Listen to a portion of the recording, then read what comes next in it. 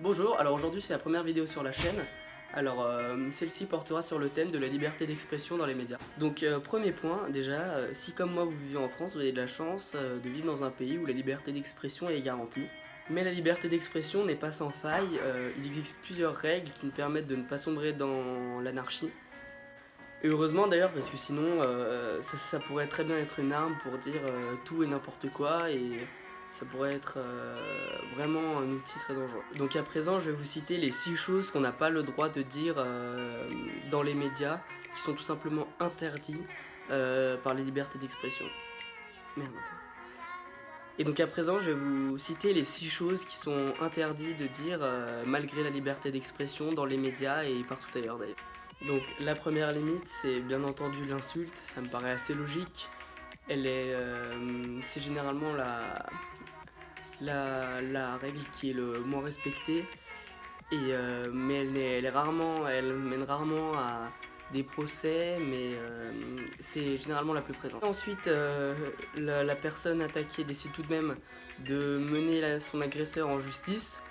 Ça fait généralement suite à des amendes, sauf si c'est quelqu'un en fonction lié à la fonction publique, comme un policier par exemple.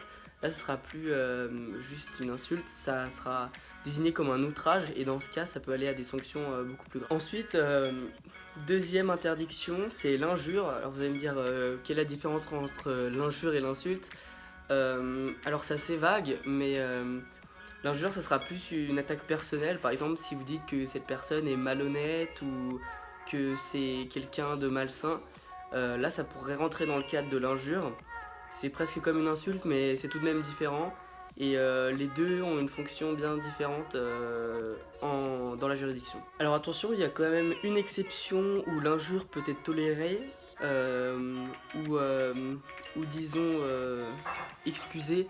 C'est dans un cas de provocation où là, dans ce cas-là, elle pourrait être excusée. Alors la troisième atteinte, c'est les atteintes à l'ordre public. Où là, dans ce cas-là, par exemple, ce serait l'atteinte, par exemple, ou une incitation à la haine raciale. Ou dans ce cas-là, par exemple, si vous dites venez, par exemple, on se met à tabasser ou frapper une catégorie de personnes, là, ça serait dans l'ordre public et là, vous pourriez avoir de sérieux problèmes avec la loi. Alors, cinquième point, c'est la diffamation. Donc, la diffamation, c'est tout ce qui parle de critiquer une personne ou faire des dénonciations vraies ou fausses. Dans tous les cas, si elles sont péjoratives, elles peuvent être interdites. Donc, faut savoir, chose importante, que même si on le met sous forme interrogative, si par exemple on dit, je sais pas, par exemple, est-ce que tous les gens d'une certaine ethnie, par exemple, sont, et après vous mettez l'insulte que vous voulez, là dans ce cas-là, ça serait quand même une diffamation, même si vous l'avez pas dit clairement.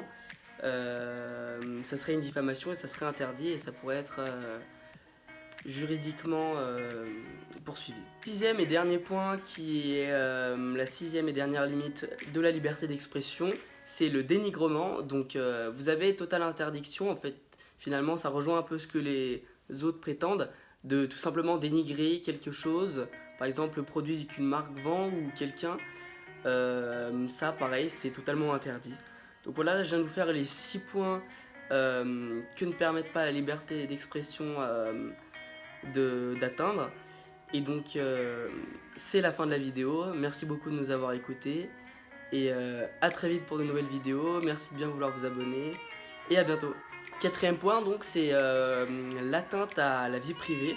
Donc on considère en France que chaque personne a le droit à son propre cercle, à sa propre vie privée, dans laquelle il a le droit de faire ce qu'il veut tant qu'il n'empiète pas sur la vie des autres. Et donc on peut avoir de sérieux problèmes avec la justice si par exemple on diffuse des informations privées de quelqu'un qui ne regarde personne au public.